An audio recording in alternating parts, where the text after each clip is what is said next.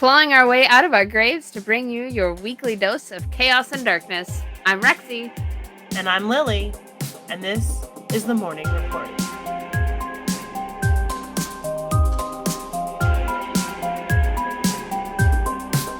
This is from Science Daily from August 27th, which for like 2 seconds I thought was in the future. It is not. It is September. Oh, yeah, it's September 10th. September is a third of the way over already. Huh? I was like, August 27th. That's like in the future. Oh, that's Eric's birthday. What is happening? So, okay. This was written on Eric's birthday. Aw. I think I don't know if I wished him happy birthday, but happy late birthday, Eric. Belated birthday. I was not there. I was not invited. No. If you were here, you would be. I was there in spirit along with a whole bunch of other people. Yeah, that picture was amazing. I'm going to find it and put it right here so you guys can see it. It was pretty incredible. It needs to be framed. It glorious. Really does. Okay. So now my screen is going black occasionally. So we'll figure this out. Hey, Cody. How's it going? Thanks for coming in. We just started. So, from Not the Future, the James Webb Space Telescope has spotted 6 likely rogue worlds, objects with planet-like masses but untethered from any star's gravity, including the lightest ever identified with a dusky disk around it. That's cool. The elusive objects offer new evidence that the same cosmic processes that gave birth to stars may also play a common role in making objects only slightly bigger than Jupiter. Okay. Only, slightly. Not very big or anything. Jeez, Jupiter's humongous, and these things are only slightly bigger. Jupiter's my favorite. Tell us about the new one. Well, hold on. Everything's weird. Okay. We are probing the very limits of the star forming process, said lead author Adam Levengel. His name's Adam L., and that's all we're going to call him. Okay. Adam is probably going to. Adam L. is an astrophysicist at Johns Hopkins University. If you have an object that looks like a young Jupiter, is it possible that it could have become a star under the right conditions? This is important context for understanding both star and planet formation. The findings come from Webb's deepest survey of the young nebula NGC 1333, a star-forming cluster about 1,000 light-years away in the Perseus constellation. A new image from the survey released today by the European Space Agency shows NGC 1333 glowing with dramatic displays of interstellar dust and clouds. A paper detailing the survey's findings has been accepted for publication in the Astronomical Journal. That is so cool. I want to see pictures. I don't have any. Oh, that is cool. I might have to Google them when I am done and show them to you later. Yeah, that works. We'll find some pictures of that and we'll put it up here when we're editing and drop the episode. So Webb's data suggests the discovered worlds are gas giants 5 to 10 times more massive than Jupiter. Quick question. You told me it was only slightly larger. Right. This feels like only slightly bigger, but it's 5 to 10 times larger than Jupiter. What is extremely to you? Person who wrote this article. What is slightly? I have to know. That means that they are among the lowest mass objects ever found to have grown from a process that would generally produce stars and brown dwarfs. Objects straddling the boundary between stars and planets that never ignite hydrogen fusion and fade over time. I feel really smart. That's so freaking cool. I love science. I love space. I love technology. It all comes together to give us this. And I can't wait to see pictures. We used Webb's unprecedented sensitivity at infrared wavelengths to search for the faintest members of a young star cluster, seeking to address a fundamental question in astronomy: how light an object can form like a star, said Johns Hopkins Provost Ray an astrophysicist and senior author of the study. Look, I'm already tongue-tied, and I'm not even going to try because it's just going to screw up the rest of this article. Okay, I'm sorry, but it was So funny. his name is Ray, and I was going to call him Ray J, but that's going to lead to some other stuff, and his name's just Ray. Okay, his name is Ray. So it turns out that the smallest free-floating objects that form like stars overlap in mass with giant exoplanets circling nearby stars. The telescope's observations revealed no objects lower than 5 times Jupiter masses, despite possessing sufficient sensitivity to detect such bodies.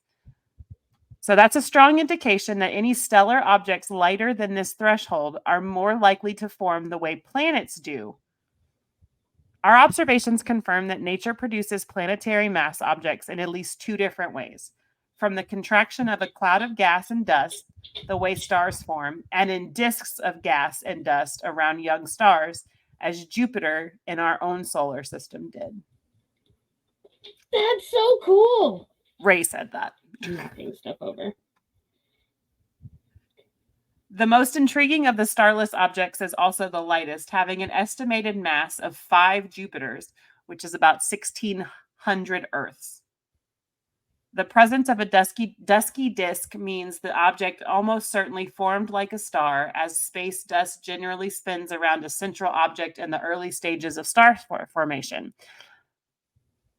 And then, what's his name? Adam, a postdoctoral researcher in Ray's group. So, also, Eric, no, I do not want a hamburger. Thank you. I don't like those that you have procured.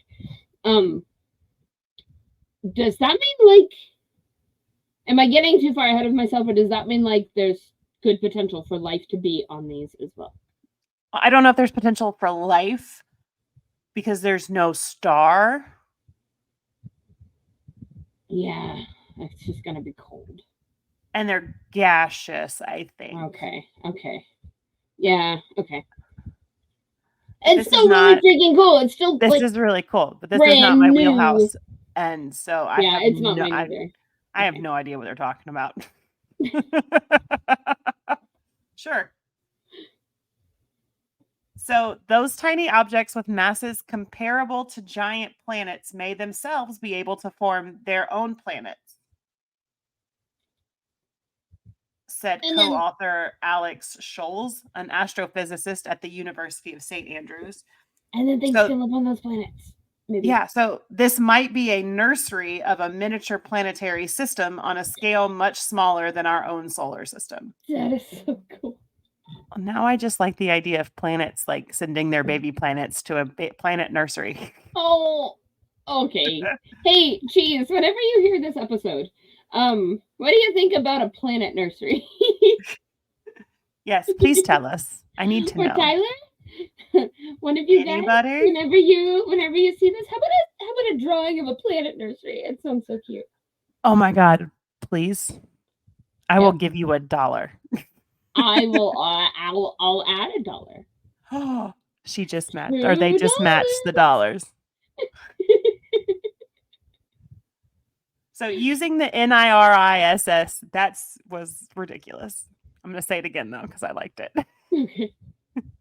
Using the NIRISS instrument on Webb, the astronomers measured the infrared light profile of every object in the observed portion of the star cluster and reanalyzed 19 known brown dwarfs. They also discovered a new brown dwarf with a planetary mass companion, a rare finding that challenges theories of how binary systems form. Ooh.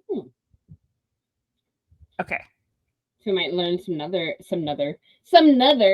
we might learn some more new stuff that was not at all what we thought. So it's likely that such a pair formed the way binary star systems do, from a cloud fragmenting as it contracted. The diversity of systems that nature has produced is remarkable and pushes us to refine our models of star and planet formation. Rogue worlds may originate from collapsing molecular clouds that lack the mass for the nuclear fusion that powers stars. They can also form when gas and dust in disks.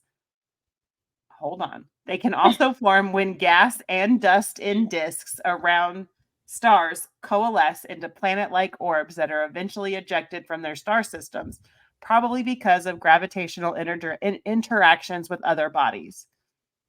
These free-floating Once it starts objects... collecting all of this dust and like getting more and more and more mass, it's going to be more affected, and then suddenly it just goes flinging out into space.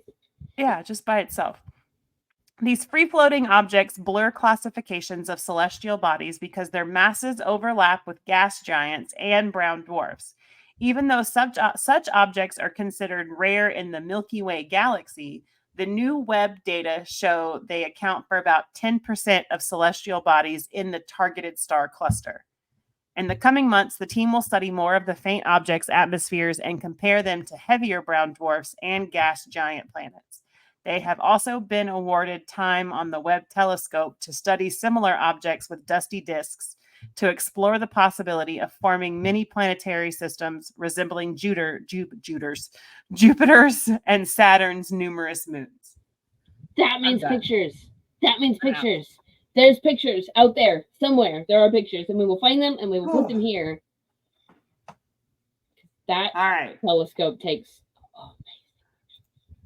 NGC 1333 brown dwarf. All right, Lily's finding us pictures. I didn't like that article. It was hard. I'm sorry, but it was amazing. Thank you for reading it to me. You're welcome. Yeah, I like how excited you get. That's all that matters. What?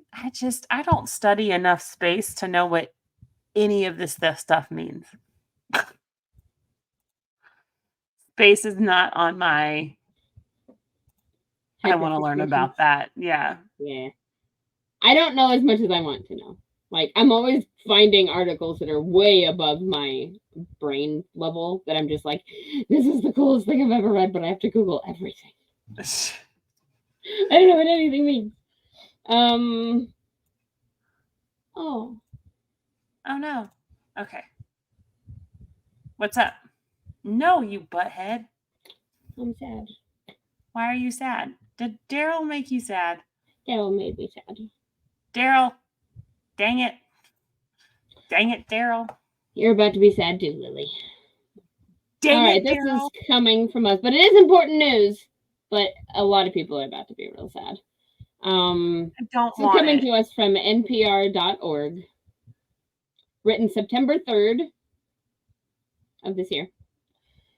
And the headline, beloved Russian spy whale Vladimir is found dead under mysterious circumstances.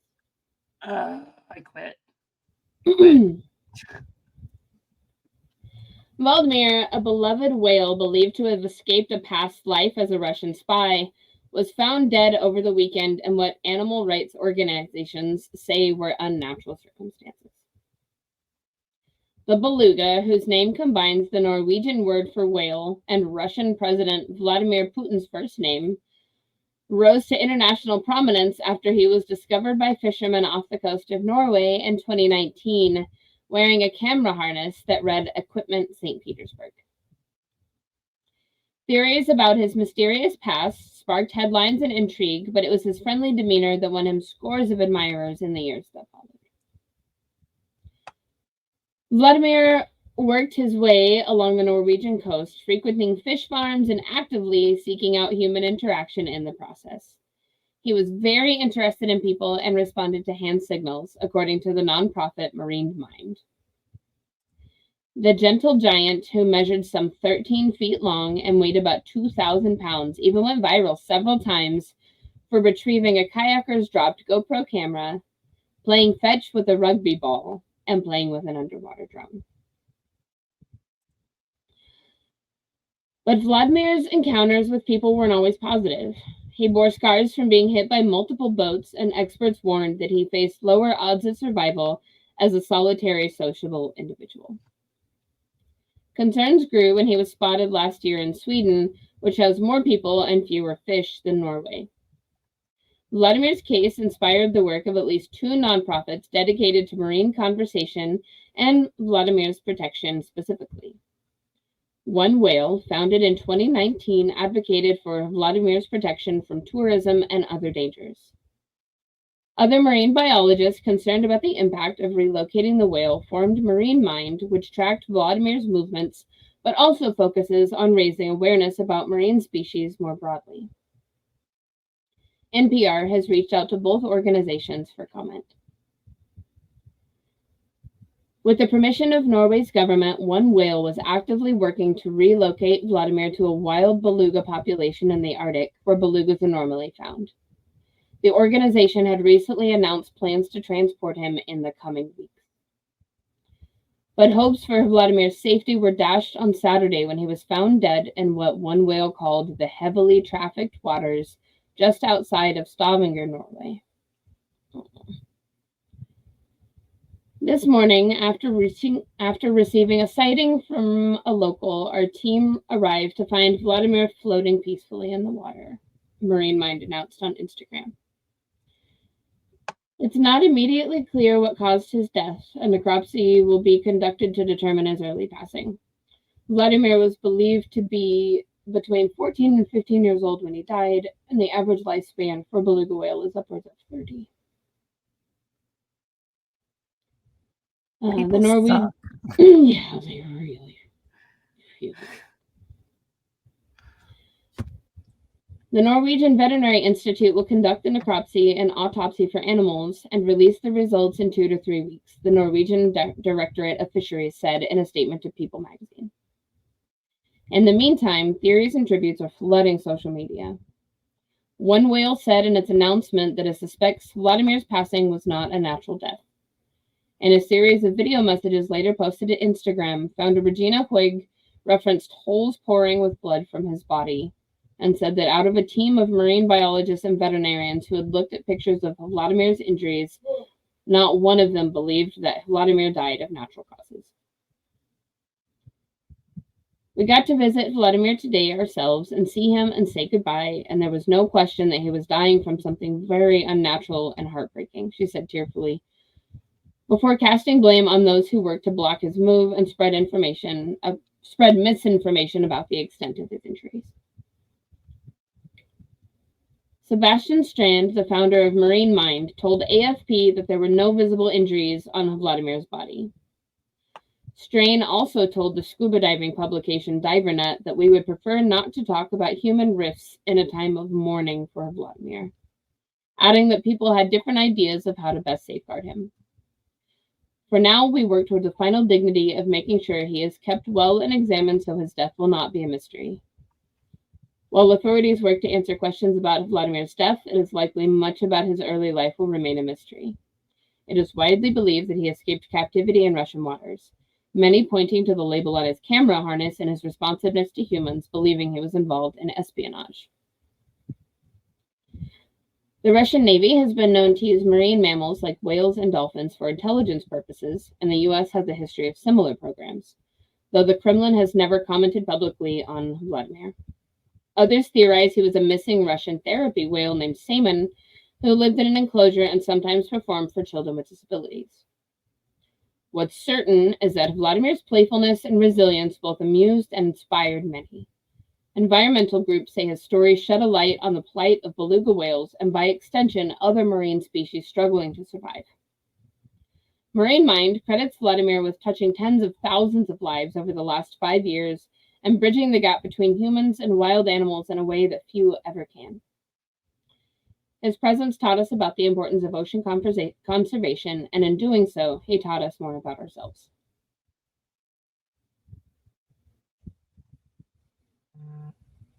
That is so sad. All the words, I want to say a bunch of words I can't actually say because we're live. And I have to make it worse. So, while the whale did have holes that resembled gunshot wounds, there was no other signs that he had been shot. There was no projectiles. There were no exit wounds. That's that. So saying that he was shot feels like not fear mongering, but you know what I mean. Oh, that sucks. And if he was floating and had been dead for, I mean, it could be birds pecking at him. It could be a lot of things. Yeah. So now what they did find when the police got there, and what the police have said is that while he was appeared to be in good body condition prior to his death, the preliminary results released by the police indicate he had no food in his stomach and his internal organs were collapsing. But one detail that's particularly baffled those who have monitored the whale is the discovery of a 35-centimeter stick inside his mouth. One possible explanation for the stick's presence is that locals would often try to play fetch with him, and there were reports in 2021 of locals placing objects in his mouth to see how he'd react. Oh, no. But it's also possible he simply picked it up to entertain himself while swimming alone. Oh, it's so sad. It was like they were taking him like weeks before they were taking him to the Arctic to go be with other belugas. Yeah. So sad.